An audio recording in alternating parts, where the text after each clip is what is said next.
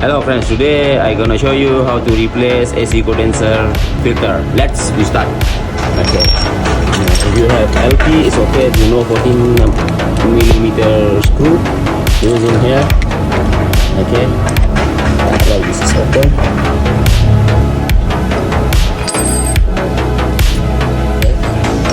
Put up the filter. Okay. Kita lagi.